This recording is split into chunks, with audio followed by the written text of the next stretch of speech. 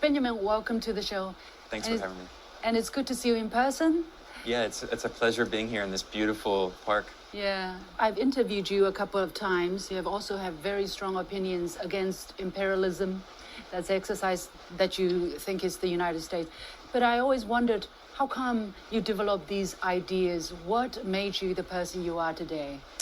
Well, a lot of things. I mean, I'm in my 30s and I went to college during the financial crisis in the United States. And for my generation, many people thought that there was basically no hope in the future. We were told that jobs may not exist. There was also the issue of student debt. We grew up during the Great Recession, right? And furthermore, in the United States, there are a lot of problems, and we can see them getting worse over time. More poverty, more and more homelessness. So, you know, we've heard this idea for many years that in the United States, each generation lives better than the previous generation. Well, that's actually not true for my generation. In fact, the standard of living for our parents was higher than the standard of living for our generation. And in fact, not only has the standard of living dropped, but even the life expectancy has dropped. So among my generation, people live for fewer years. They live less than the older generation. So we're in a moment of political and economic crisis in the US. And meanwhile, you can look at other countries, in particular China, which is the exact opposite. Poverty is falling. Economic development is incredible, and the way that China has been able to do this is through a socialist system, a unique system of socialism with Chinese characteristics. What is your sense of the kind of orderliness or disorderliness that we're seeing in this world? I feel, because we do this kind of discussion all the time, I feel sometimes there is a strong sense of helplessness, that you know something is wrong, you know something has to be done in a certain way, but it's going to the opposite direction. Do you think we're entering a period of time of great disorientation? And, you know, what could be the danger if that is the case?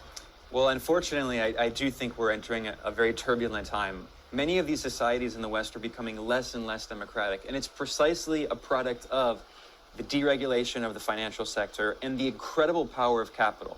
Now, I think people have pointed out that, yes, in China, there are wealthy people, but wealthy people do not control the government, whereas in the West, wealthy people do control the government.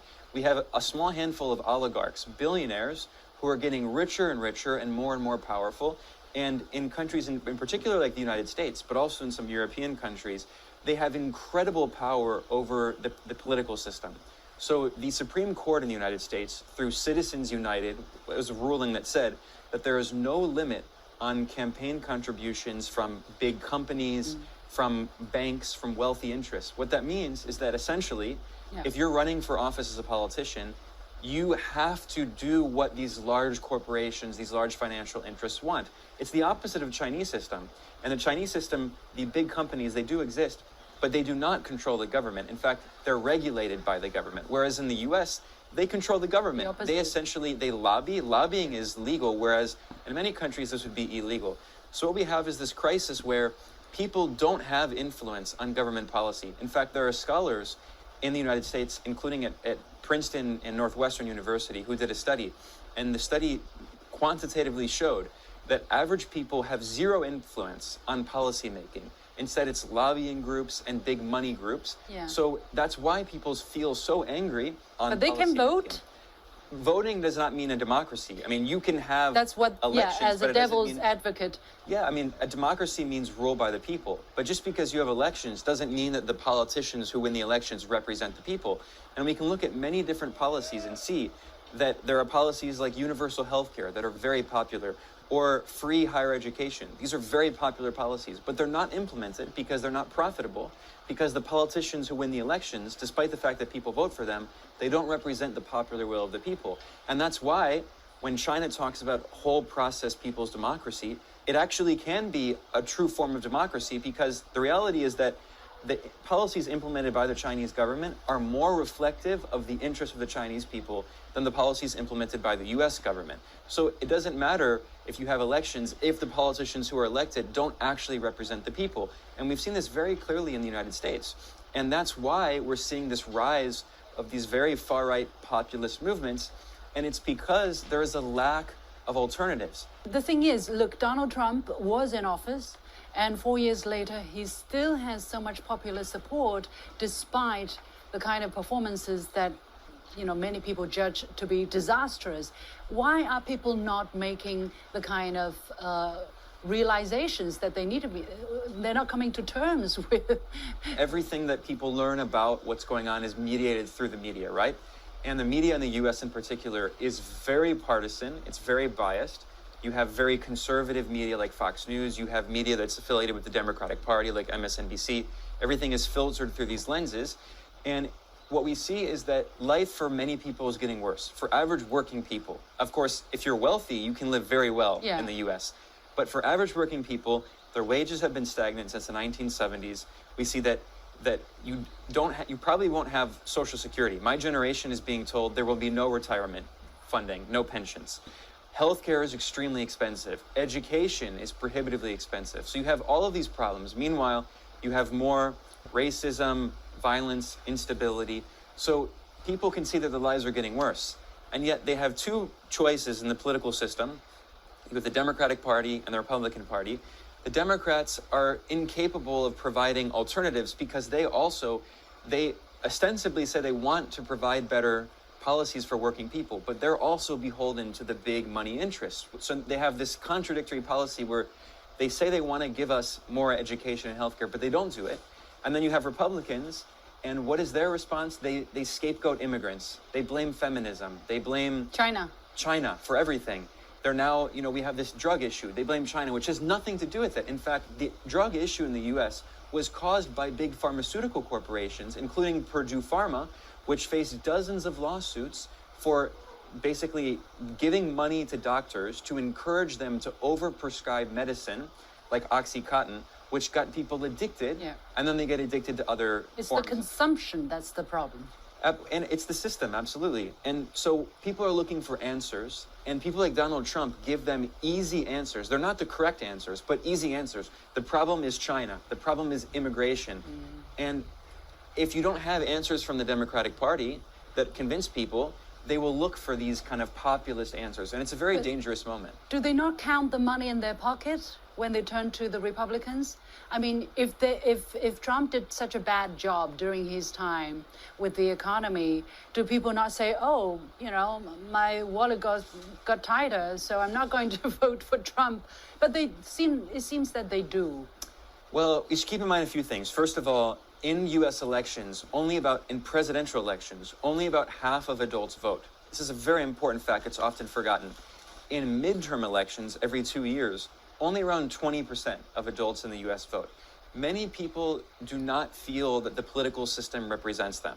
There's a lot of apathy, and it makes sense. I mean, a lot of people say, why would I vote? Because nothing will change. It's very common to hear that. So people feel disenfranchised. Whereas in China, we're told that China is supposedly undemocratic, but in reality, the Chinese system is significantly more representative and more efficient. You don't have to spend all of this time with this interminable battle where you have these laws that are passed that are thousands of pages long. And why is that? You look at these laws passed in the US because every politician tries to throw in their own, what they call pork barrel politics. So we have something in our state that we want to throw into this law. So what happens is these laws get passed that are 4,000 pages long. No one even knows what's in these laws because in order to get the law passed, the Republicans and Democrats have to fight to say, we're going to put this in and put this in. But who's left out of it? The people are left out of it. These laws are not passed for the people. These laws are passed for special interest groups, for a bank, for a military contractor, for some certain company. And again, so the reality is that we talk about the economy doing well. Well, okay, maybe GDP growth is high in the US, but that's because one, federal debt is last year it was 6.2% of GDP, the deficit. So federal debt is skyrocketing. Furthermore, it's also because, yes, GDP is growing in particular in the financial sector, in the military sector, making weapons and ammunition. But if you look at the actual good paying jobs that people want, industrial jobs, teachers' salaries, those are stagnant or they're declining. So what kind of inspiration are you looking for by being in China, especially by coming to the UE Forum? Do you think you have found something that may give answers to some of the dilemmas that you talked about? Yeah, I think China has a model for the entire world. Its economic model is absolutely incredible. The way that China has been able to develop through its unique system of a socialist market economy, dealing with some of the issues that I've been speaking about, where capital does not control the government. It's the opposite. There are private companies, there are wealthy people in China, and they're allowed to operate, but they don't control the government. Now, furthermore, I think China is making huge progress in new technologies that are very important for the green revolution, for transitioning away from fossil fuels. Climate change is an issue that affects everyone. It doesn't respect borders. And climate change is getting worse every single year. And China is the world leader in three of the most important cutting edge technologies, the new three technologies of batteries, of solar panels and wind turbines, and also electric vehicles. And unfortunately, the response of the US is saying that we don't want electric vehicles from China. We don't want to collaborate with China. National security. They say, yeah, national security is always the excuse they use to justify protectionism and trade war policies. But instead of engaging in this aggressive kind of trade war against China, the US should be collaborating, and we should be working together in order to transition away from fossil fuels, to transition toward green, renewable energy. To link it back to the traditional Chinese culture, I'm sure you have gotten a first-hand view of it. You know, it's a very vast subject, I know, but from bits and pieces that you have come across, that you have experienced, what made it possible for China to do the things that you just said? Well, China is so unique because it has 5,000 years of history. It's very different from the US, which only has a little over 200 years of history. And unfortunately, in those 200 years, the US has, for almost the entire history, been at war. Whereas China, in recent history, has not been at war. It's been at peace, and China is one of the few countries that has been able to develop peacefully. And I think China is really remarkable in the way that it's been able to integrate with the two integrations, Marxism, socialism, with its unique history, its unique culture, and China has shown that you can integrate them. They're not contradictory. And I think one of the unique ways that China has done that is it's shown that throughout the history of Chinese civilization, the people have always been fighting for their rights, fighting for freedom against oppressors, against the old dynasties, and the right to revolution. Absolutely, the right to rebel. And I think if you go back throughout Chinese history for thousands of years, you can see all of these rebellions, and they eventually lead to the 1949 revolution, which has its historical origins in these past rebellions, the Boxer rebellions and many other. So I think China is unique in that sense, and I think other countries can learn from that. Thank you so much. Very interesting, very thought-provoking discussion. A lot to unpack, but time is very limited. Editor-in-Chief of Geopolitical Economy Report, Benjamin Norton. Thank you very much. Thanks for having me. It was a pleasure.